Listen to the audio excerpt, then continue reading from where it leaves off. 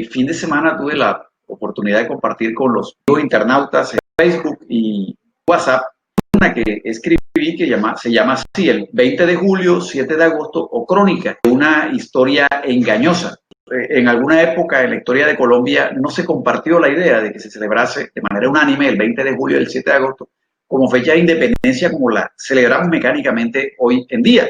Hubo enfrentamientos, el siglo pasado, a comienzos del siglo XX, hubo enfrentamientos. Al final, el centralismo bogotano terminó imponiendo mediante leyes la celebración de estas dos fechas como fechas exclusivas de la independencia de Colombia. Bueno, para escribir este artículo, yo tomé como base un artículo muy importante, un escrito muy importante, investigativo, del doctor Raúl Román, que salió en la revista Memoria de la Universidad del Norte, que se llama Memorias Enfrentadas, Centenario, Nación y Estado, 1910. Bueno, del vista personal, obviamente, también estas inquietudes mías son anteriores. Hemos estado trabajando aquí en el proyecto del nuevo departamento con mi hijo Eduardo Alejandro. Realizamos un trabajo muy bonito, ¿no?, sobre las batallas de independencia en la depresión momposina. Asimismo, pues, he escrito algunas notas, como este artículo que escribí en compañía con Miguel Chajín, la historia de una treta española, cómo al banco se le cambió el nombre y se relegó al olvido el verdadero origen del nombre del banco, que era Bencos Biojó. Entonces, pues siempre han existido de mi parte este tipo de inquietudes. Y bueno, pues después de la lectura del artículo del doctor Román, como les comenté anteriormente, pues traté de escribir, de resumir en esta columna todo el aporte que hacía el doctor Román. Y que bueno, como les decía, el fin de semana despertó muchos comentarios. Entonces yo quiero pues compartir con ustedes la columna aquí, por este medio, y bueno, ojalá escuchar sus comentarios al respecto. 20 de julio, 7 de agosto o Crónica de una historia engañosa. El 20 de julio de 1810 fue impuesto como fecha de independencia por el Congreso mediante la Ley 39 de 1907 y en 1913 se sumó el 7 de agosto como celebración nacional. Los antecedentes hablan de enfrentamientos entre los diversos territorios por exaltar lo que cada uno consideraba su aporte a la lucha independentista. Entre otros, Cartagena, Ciénaga, Monpós, Cali, Pamplona, Popayán. Los hechos muestran que el 20 de julio de 1810 de Bogotá no fue el primer levantamiento de independencia. De hecho, ni siquiera la proclamaba. Y que el 7 de agosto de 1819 tampoco fue la última y definitiva batalla para consolidarla. Y aquí viene la pregunta, ¿no? ¿Cómo lograron introducir al imaginario colectivo de los colombianos la celebración de estas fiestas patrias que hoy día se celebran mecánicamente? Bueno, aquí en el subtítulo, el 20 de julio no fue la primera. En 1907, en el diario El Tiempo, algunos intelectuales cartageneros, retando la imposición del 20 de julio de la Ley 39 de 1907, exaltaron el 22 de mayo de 1810, fecha de la deposición del brigadier Montes, gobernador de Cartagena, y el establecimiento de un gobierno provisorio como la verdadera y primera voz de libertad. Esto lo dice Román en su artículo.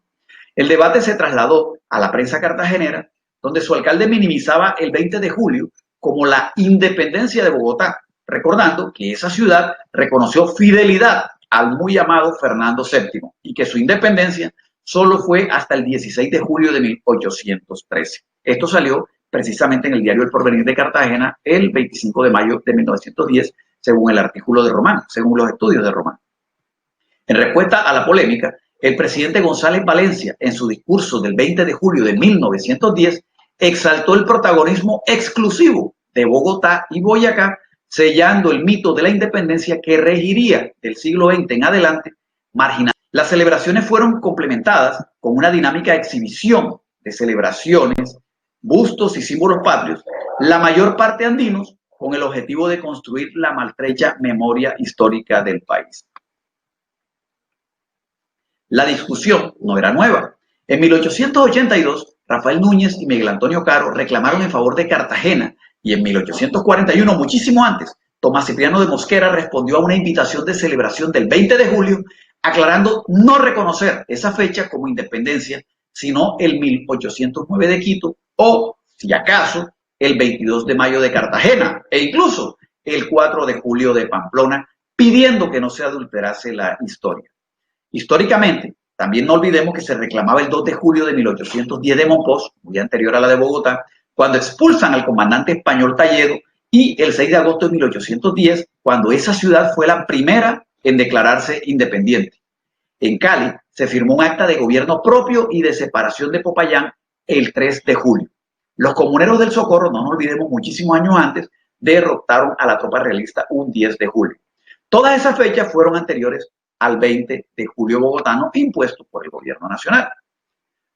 Sin embargo, Fabio Villegas, de la Academia de Historia Antioqueña, defendió los antecedentes jurídicos del 20 de julio como fecha oficial de independencia mediante la Ley 60 de 1873, mientras criticaba al 7 de agosto por carecer de ello y resalta la importancia del 20 de julio como hilo conductor, el nombre que le han querido dar, de los demás procesos.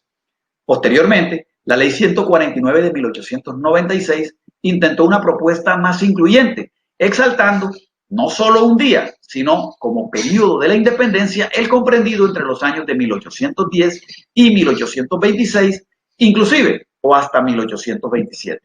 Pero esta ley no tuvo trascendencia. Y otro detalle, ¿no? El 7 de agosto de 1819, que es la batalla de Boyacá, que celebramos hace un par de días, tampoco fue la definitiva. Hasta 1820 continuaban bajo el mando español algunos reductos del territorio nacional como Cartagena.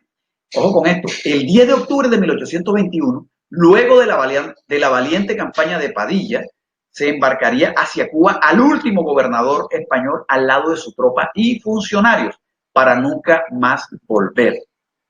Ese es un hecho que se da por sentado que es, digamos, la última presencia española y lo que sería la verdadera independencia. Por ello el Caribe reclama esa fecha como el real y legítimo inicio de la vida autónoma de nuestra república y no el año de 1810. Al final, el 11 de noviembre cartagenero, anteriormente, fue elevado a fiesta nacional, pero ojo, cuidándose de llamarlo Independencia de Cartagena, pero no Independencia de Colombia. Otro dardo del centralismo bogotano. A la polémica se sumó Ciénaga, exigiendo la misma importancia para el 20 de noviembre de 1820, cuando en la batalla de San Juan de Ciénaga se da el verdadero establecimiento de la República y la exaltación para héroes caribes como Maza y Padilla, a quienes se le debe un gran reconocimiento, ¿no? Recibiendo pleno respaldo esta propuesta de Ciénaga de los alcaldes de Santa Marta y Barranquilla. Y lo que hoy es una orgullosa fiesta nacional, en su época no fue un concepto unánime. La Junta Suprema de Riohacha, el 17 de septiembre de 1810, reiteró su fidelidad a la monarquía española, igual que lo hizo Bogotá en el acta de 1810, mientras Santa Marta también se consolidó como bastión realista durante muchísimo tiempo.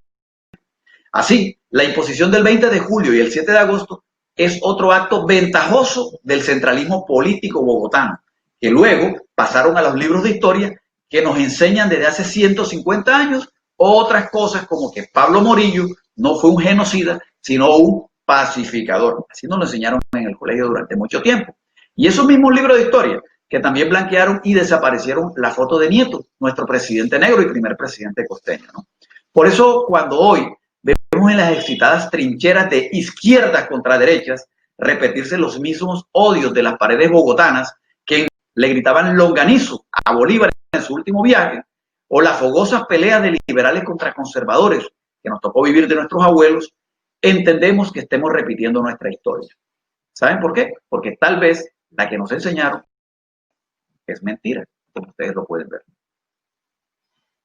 Bueno, y este es el artículo. Pues espero de parte de ustedes los comentarios, como les dije, pues lo que se espera con esto es que ojalá se retomen estos temas, que no demos por sentado los hechos que nos comunican las leyes, que vemos que cuando se hacen, a veces se hacen con ciertos criterios y, pues, para tratar de beneficiar a ciertos territorios. Hace parte seguramente de este hecho de esa discriminación que durante muchos años hemos sufrido, que claro, no es una discriminación contra el Caribe en este caso, es contra otras ciudades del país que pues deberían levantar su voz. Y pues yo pienso que no se trata, porque no falta quien dice, pero es que ahora van a complicar las cosas, ahora quieren escribir la historia, con eso entonces nos amenazan con el sofisma de que cuando planteamos que la historia se escriba como debe ser, es porque estamos buscando dividir al país, porque es el sofisma en que siempre se basan las personas que imponen este tipo de conceptos, y que la verdad, No sé qué tanta relación tenga, pero algún hilo conductor debe haber entre haber escrito una historia engañosa y esos odios